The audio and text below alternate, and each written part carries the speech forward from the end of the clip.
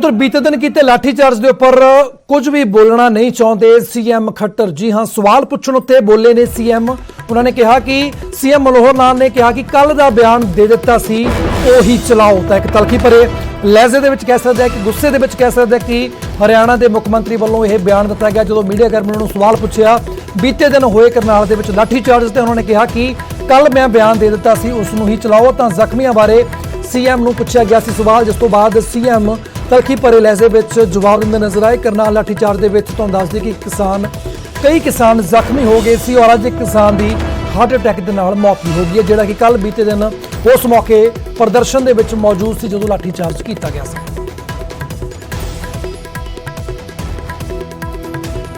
जो लोग घायल हुए हैं उनके सर अपने स्टेटमेंट दे दी है। ऐसे देना चाहेंगे जो लोग घायल हुए हैं उनके सर अपने स्टेटमेंट दे दी है। ऐसे देना चाहेंगे जो लोग घायल हुए हैं उनके सर अपने स्टेटमेंट दे दी है। उधर करनाल दे विच ਜ਼ਖਮੀਆਂ ਦਾ ਹਾਲ ਚਾਲ ਜਾਣਨ ਪਹੁੰਚੇ ਟਿਕੈਤ। ਇਸ ਮੌਕੇ ਉਹਨਾਂ ਕਲਪਨਾ ਚਾਵਲਾ ਮੈਡੀਕਲ ਕਾਲਜ ਪਹੁੰਚ ਕੇ ਇਹਨਾਂ ਨਾਲ ਮੁਲਾਕਾਤ ਕੀਤੀ ਔਰ ਟਿਕੈਤ ਨੇ ਜ਼ਖਮੀਆਂ ਦੀ ਹੌਸਲਾ ਅਫਜ਼ਾਈ ਵੀ ਕੀਤੀ। ਤੁਹਾਨੂੰ ਦੱਸਦੇ ਕਿ ਹਰਿਆਣਾ ਸਰਕਾਰ ਦੀ ਤਾਲਿਬਾਨ ਦੇ ਨਾਲ ਇਸ ਮੌਕੇ ਰਕੇਸ਼ ਟਿਕੈਤ ਨੇ ਤੁਲਨਾ ਵੀ ਕੀਤੀ। ਤਾਂ ਉਹਨਾਂ ਨੇ ਕਿਹਾ ਕਿ ਸਰਕਾਰ ਨੂੰ ਲਾਠੀਚਾਰਜ ਦਾ ਖਾਮਿਆਜ਼ਾ ਹਰ ਹਾਲ ਦੇ ਵਿੱਚ ਭੁਗਤਣਾ ਪਵੇਗਾ। ਤਾਂ ਕਰਨਾਲ ਪਹੁੰਚੇ ਰਕੇਸ਼ ਟਿਕੈਤ ਤੇ ਜ਼ਖਮੀਆਂ ਜਿਹੜੇ ਬੀਤੇ ਦਿਨ ਜ਼ਖਮੀ ਹੋਏ ਸੀ ਲਾਠੀਚਾਰਜ ਦੇ ਦੌਰਾਨ, ਉਹਨਾਂ ਕਿਸਾਨਾਂ ਦੇ ਨਾਲ ਮੁਲਾਕਾਤ ਕੀਤੀ, ਉਹਨਾਂ ਦੀ ਹੌਸਲਾ ਅਫਜ਼ਾਈ ਵੀ ਕੀਤੀ ਔਰ ਨਾਲ ਹੀ ਇਹ ਵੀ ਜ਼ਿਕਰ ਕੀਤਾ ਕਿ ਜਿਹੜਾ हरियाणा सरकार दी तालिबान दे नाल तुलना की और कहा कि सरकार नूं लाठीचार्ज दा खामियाजा भुगतना पवेगा। स्टाफ पे ये है कि इनका मेडिकल भी ना हो तो क्या पूरा देश पे कब्जा होगा क्या मेडिकल संस्थाओं पे भी? इनको घर भेज दिए छुट्टी दे दे के, और ये वे हैं कि जिनके सिर में सबका चोट लगी है, पूरे कमर पर चोट है, पूरे सब में चोट है। ये वो है कि जो अधिकारी ने ऑर्डर दिए कि सिर जरूर फूटने चाहिए। तो ये तो बिल्कुल तालिबान वाला जैसा यहाँ पे हाल हो रहा है कि सिर्फ शूट नहीं कर रहे लेकिन तोड़फोड़ पूरी करनी है। प्रशासन को चेतावनी है, यहाँ की सरकार को है कि ऐसे अधिकारियों के खिलाफ सख्त कार्रवाई करी जाए। नहीं होगा तो कल फिर यहाँ पे मीटिंग होगी और जो भी फैसला लेना यहाँ की कमेटी कल के बाद में भी फैसला लेंगी। सरकार के आदेश के बगैर अधिकारी चल ही नहीं सकता। अधिकारी को अपनी भी तो सोच होती है कि उसको एक अगर मोर्चा दे दिया, उस मोर्चे को कैसे फॉलो करेगा। वो ये भी करेगा कि सिर जरूर फूटना चाहिए। अधिकारी का भी तो अपना सेंस होता है, वो किसी सरकार के किसी के उसके प्रेशर में अंडर प्रेशर इतना काम करेगा। लाठीचार्ज होता है, वो पिंडी में मार देते हैं, वहां से हटा देते हैं उनको कि ये आदेश के सिर में जरूर लाठियां लगनी चाहिए, सिर फूटने चाहिए और पूर्ण रूप से सिर के ऊपर अटैक करके ही उन्हें पूरा काम करा। ਤਾਂ ਬੀਤੇ ਦਿਨ ਕਰਨਾਲ ਦੇ ਵਿੱਚ ਲਾਠੀਚਾਰਜ ਦੇ ਵਿੱਚ ਕਈ ਕਿਸਾਨ ਜ਼ਖਮੀ ਹੋ ਗਏ ਸਨ, ਜਿਨ੍ਹਾਂ ਨਾਲ ਗੱਲ ਕੀਤੀ ਸਾਡੇ ਸਹਿਯੋਗੀ ਹਿਮਾਂਸ਼ੂ ਨਾਰੰਗ ਨੇ। किसान कल्पना चावला मेडिकल हॉस्पिटल में और सिविल हॉस्पिटल में मेडिकल करवाने के लिए इकट्ठा होंगे। हमारे साथ वो किसान मौजूद हैं जिन्हें लाठीचार्ज के दौरान चोट आती है। क्या कुछ कहना चाहेंगे, क्या कुछ हुआ, क्योंकि आपने अपनी आंखों से वहां पर देखा और आपको चोट भी लगी है? हम ऐसे शांतिपूर्वक बैठे थे जी, चुकुर जी ने घूम का पुलिस वाला ने एकदम अल्लाह बोल दिया, लठ मारे दबा का पब्लिक पार्टी की वहां था।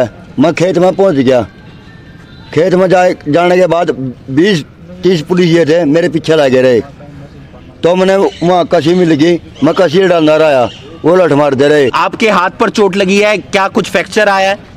मेरे हाथ पे 9 टांके आए हैं, यहाँ पे जो हाथ कट गया था इन्होंने लाठी मारी है पुलिस वालों ने।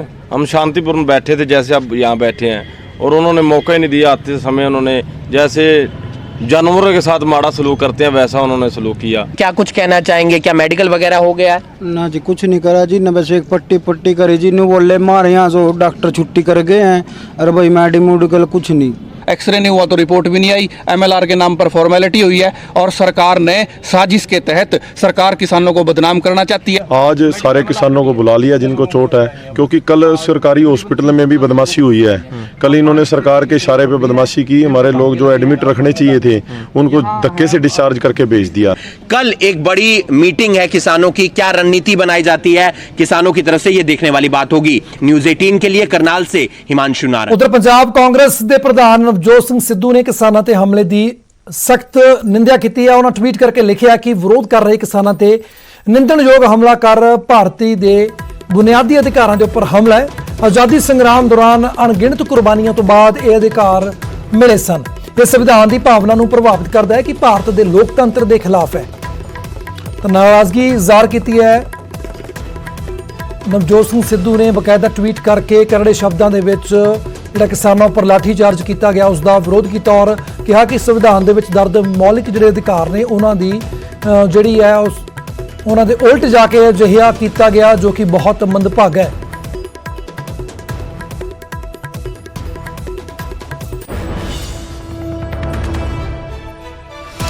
ਤਾਂ ਕਰਨਾਲ ਲਾਠੀਚਾਰਜ ਦੇ ਵਿੱਚ ਜ਼ਖਮੀ ਕਿਸਾਨ ਦੀ ਮੌਤ ਹੋਣ ਦੀ ਖਬਰ ਮਿਲ ਰਹੀ ਹੈ। ਦੇਰ ਰਾਤ ਹਾਰਟ ਅਟੈਕ ਨਾਲ ਕਿਸਾਨ ਦੀ ਮੌਤ ਹੋਈ ਹੈ। ਕੱਲ ਲਾਠੀਚਾਰਜ ਦੌਰਾਨ ਜ਼ਖਮੀ ਹੋ ਗਿਆ ਸੀ ਕਿਸਾਨ। ਕਾਬਿਲ ਗੌਰ ਹੈ ਕਿ ਘਰੌਂਡਾ ਦੇ ਵਿੱਚ ਪੁਲਿਸ ਨੇ ਕਿਸਾਨਾਂ ਤੇ ਬੀਤੇ ਦਿਨ ਲਾਠੀਚਾਰਜ ਕੀਤਾ ਸੀ। ਭਾਜਪਾ ਦੀਆਂ ਗੱਡੀਆਂ ਰੋਕਣ ਦੇ ਨਾਲ ਇਹ ਸਾਰਾ ਵਿਵਾਦ ਸ਼ੁਰੂ ਹੋਇਆ ਸੀ, ਜਿਸ ਤੋਂ ਬਾਅਦ ਪੁਲਿਸ ਨੇ ਕਿਸਾਨਾਂ ਦੇ ਉੱਪਰ ਲਾਠੀਚਾਰਜ ਕਰ ਦਿੱਤਾ ਔਰ ਜਿਹੜੇ ਕਿਸਾਨ ਦੀ ਮੌਤ ਹਾਰਟ ਅਟੈਕ ਨਾਲ ਹੋਈ ਉਹ ਵੀ ਬੀਤੇ ਦਿਨ ਜਿਹੜਾ ਇਸ ਪ੍ਰਦਰਸ਼ਨ ਦੇ ਵਿੱਚ ਮੌਜੂਦ ਸੀ ਔਰ ਲਗਾਤਾਰ ਪਿਛਲੇ ਲੰਬੇ ਸਮੇਂ ਤੋਂ ਕਿਸਾਨੀ ਸੰਘਰਸ਼ ਦੇ ਨਾਲ ਜੁੜਿਆ ਹੋਇਆ ਸੀ।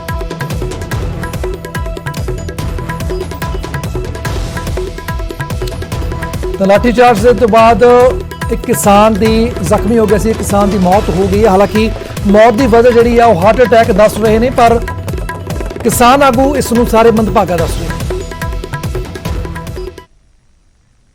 ਉਧਰ ਆਮ ਆਦਮੀ ਪਾਰਟੀ ਦੇ ਵਿਧਾਇਕ ਕੁਲਤਾਰ ਸਿੰਘ ਸੰਧਮਾ ਦੇ ਸਰਕਾਰ ਉੱਤੇ ਇਲਜ਼ਾਮ ਨੇ। ਉਹਨੇ ਕਿਹਾ ਕਿ ਆਂਗਨਵਾੜੀ ਸੈਂਟਰਾਂ ਨੂੰ ਲਰਨਿੰਗ ਕਿੱਟਾਂ ਦੀ ਸਪਲਾਈ ਦੇ ਵਿੱਚ ਗੜਬੜ ਕਰਨ ਦੇ ਇਲਜ਼ਾਮ ਸਰਕਾਰ ਦੇ ਉੱਪਰ ਲਾਏ ਨੇ। ਉਹਨਾਂ ਨੇ ਕਿਹਾ ਕਿ ਲਰਨਿੰਗ ਕਿੱਟਾਂ ਵਿੱਚ ਕਰੋੜਾਂ ਦਾ ਘੁਟਾਲਾ ਹੋਇਆ ਹੈ। ਜ਼ਿਕਰ ਕੀਤਾ ਕੁਲਤਾਰ ਸੰਧਮਾ ਨੇ ਵੀ ਕਿਹਾ ਕਿ ਸੈਸ਼ਨ ਦੌਰਾਨ ਸਮਾਜਿਕ ਸੁਰੱਖਿਆ ਤੇ ਇਸਤਰੀ ਤੇ ਬਾਲ ਵਿਕਾਸ ਮੰਤਰੀ ਸ਼੍ਰੀਮਤੀ ਅਰੁਣਾ ਚੌਧਰੀ ਨੂੰ ਇਸ ਬਾਰੇ ਪੁੱਛਿਆ ਗਿਆ ਤਾਂ ਉਹਨਾਂ ਨੇ ਗਲਤ ਜਵਾਬ ਦੇ ਕੇ ਸਦਨ ਨੂੰ ਗੁੰਮਰਾਹ ਕੀਤਾ। ਤਾਂ ਸੰਧਮਾ ਨੇ ਮੰਗ ਕੀਤੀ ਹੈ ਕਿ ਮੰਤਰੀ ਅਰੁਣਾ ਚੌਧਰੀ ਨੂੰ ਸਦਨ ਨੂੰ ਗੁੰਮਰਾਹ ਕਰਨ ਦੇ ਇਲਜ਼ਾਮ ਹੇਠ ਮੰਤਰੀ ਮੰਡਲ ਵਿੱਚੋਂ ਬਰਖਾਸਤ ਕੀਤਾ ਜਾਵੇ ਅਤੇ ਲਰਨਿੰਗ ਕਿੱਟਾਂ ਵਿੱਚ ਗੜਬੜੀ ਕਰਨ ਵਾਲੇ ਜ਼ਿੰਮੇਵਾਰ ਅਫਸਰਾਂ ਦੇ ਖਿਲਾਫ ਸਖਤ ਕਾਰਵਾਈ ਕੀਤੀ ਜਾਵੇ।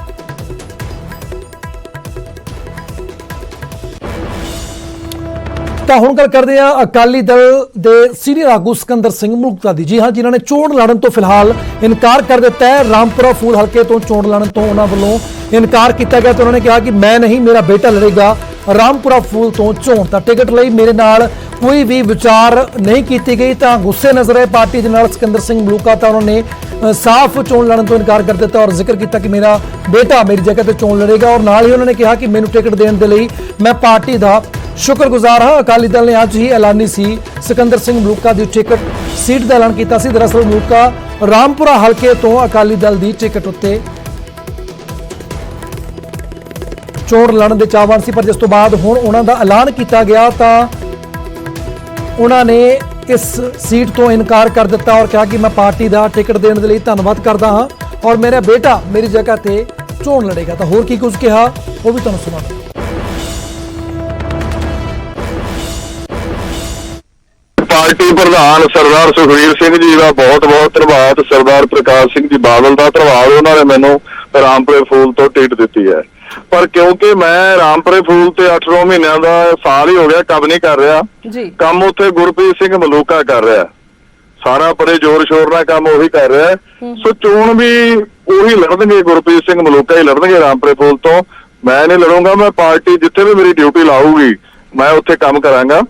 ਤੇ ਬਾਕੀ ਉਹਨਾਂ ਨੇ ਟਿਕਟ ਦਿੱਤੀ ਹੈ, ਨਵਾਜਿਆ ਮੈਨੂੰ। ਜਿੰਨਾ ਧੰਨਵਾਦ ਕਰਾਂ ਮੈਂ ਉਹਨਾਂ ਥੋੜਾ, ਪਰ ਚੋਣ ਉੱਥੇ ਗੁਰਪ੍ਰੀਤ ਸਿੰਘ ਮਲੂਕਾ ਹੀ ਲੜੂਗਾ। ਹਲਕਾ ਤਾਂ ਮੇਰਾ ਹੁਣ ਤਾਂ ਹੀ ਰਾਮਪੁਰਾ ਹੀ ਰਿਹਾ, ਰਾਮਪੁਰਾ ਫੂਲ ਹੀ ਰਿਹਾ ਜੀ। ਪਰ ਹੁਣ ਕਿਉਂਕਿ 9 ਮਹੀਨਿਆਂ ਦਾ 8 ਮਹੀਨਿਆਂ ਦਾ ਕੰਮ ਮੈਂ ਸਾਲ ਸਾਰੇ ਦਾ ਮੌੜ ਮੰਡੀ ਤੇ ਕਰ ਰਿਹਾ ਸੀ, ਗੁਰਪ੍ਰੀਤ ਸਿੰਘ ਮਲੂਕਾ ਇੱਥੇ ਕਰਦਾ। ਗੁਰਪ੍ਰੀਤ ਸਿੰਘ ਮਲੂਕਾ ਹੀ ਰਾਮਪੁਰਾ ਫੂਲ ਤੋਂ ਲੜੂਗਾ। ਮੈਨੂੰ ਪਾਰਟੀ ਜੇ ਲੜਾਉਣਾ ਚਾਹੂਗੀ ਲੜਾ ਲੂਗੀ, ਨਹੀਂ ਲੜਾਉਣਾ ਚਾਹੂਗੀ ਜਿੱਥੇ ਮੇਰੀ ਡਿਊਟੀ ਲਾਊਗੀ ਉੱਥੇ ਮੈਂ। पार्टी के फैसले है, पार्टी फैसले लेंदी है और सरदार सिकंदर सिंह मलूका बड़े सीनियर आगू ने और ਜੋ ਵੀ ਹੋਏਗਾ ਉਹ ਪਾਰਟੀ ਦੇ ਅੰਦਰ ਰਹਿ ਕੇ ਵਿਚਾਰ ਕੇ ਹੋਏਗਾ, ਔਰ ਜੇ ਪਾਰਟੀ ਨੇ ਫੈਸਲਾ ਲੈ ਕੇ ਉਹਨਾਂ ਦੀ ਟਿਕਟ ਲਾਣੀ ਹੈ ਤੇ ਮੇਰਾ ਖਿਆਲ ਹੈ ਕਿ ਇਹ ਜੋ ਕੋਈ ਇਤਰਾਜ਼ ਨਹੀਂ ਹੋਣਾ ਚਾਹੀਦਾ, ਤਾਂ ਸ਼ਾਇਦ ਹੋਊਗਾ ਵੀ ਨਹੀਂ। ਜੇ ਕੋਈ ਉਹ ਤਬਦੀਲੀ ਚਾਹੁੰਦੇ ਵੀ ਹੋਣਗੇ ਤਾਂ ਮਿਲ ਬੈਠ ਕੇ ਉਹਦੇ ਬਾਰੇ ਵਿਚਾਰ ਹੋ ਜਾਊਗੀ। ਇਹ ਸਰਦਾਰ ਸਿਕੰਦਰ ਸਿੰਘ ਮਲੂਕਾ ਹਮੇਸ਼ਾ ਹੀ ਰਾਮਪੁਰਾ ਤੋਂ ਇਲੈਕਸ਼ਨ ਲੜਦੇ ਰਹੇ ਨੇ ਜੀ, ਤੇ ਉੱਥੋਂ ਇੱਕ ਤਰ੍ਹਾਂ ਦੇ ਆਪਾਂ ਕਹ ਲਈਏ ਕਿ ਉਹ MLA ਵੀ ਬਣਦੇ ਰਹੇ ਨੇ, ਸਿਟਿੰਗ ਉਮੀਦਵਾਰ ਵੀ ਉਹੀ ਚੱਲ ਰਹੇ ਨੇ। ਫਿਲਹਾਲ ਪਾਰਟੀ ਨੇ ਜੇਕਰ ਫੈਸਲਾ ਕੀਤਾ ਹੋਊਗਾ ਉਸ ਗੱਲ ਨੂੰ ਮੱਦੇਨਜ਼ਰ ਕਰਦਾ ਕੀਤਾ ਹੋਊਗਾ। ਹੁਣ ਜੇ ਉਹਨਾਂ ਦੀ ਕੋਈ ਆਪਦੀ ਕੋਈ ਹੋਰ ਇੱਛਾ ਹੈਗੀ ਹੈ ਜੀ, ਤੇ ਉਹ ਪਾਰਟੀ ਕੋਲ ਰੱਖਣਗੇ, ਪਾਰਟੀ ਪ੍ਰਧਾਨ ਦੇਖਣਗੇ। ਤਾਂ ਫਿਲਹਾਲ ਇੱਥੇ ਵੇਲਾ ਚੱਲਿਆ ਕਿ ਛੋਟੇ ਜਿਹੇ ਬ੍ਰੇਕ ਦਾ, ਪਰ ਖਬਰਾਂ ਜਾਰੀ ਨੇ। ਤੁਸੀਂ ਬਣੇ ਰਹੋ ਨਿਊਜ਼ 18 ਪੰਜਾਬ ਦੇ ਨਾਲ।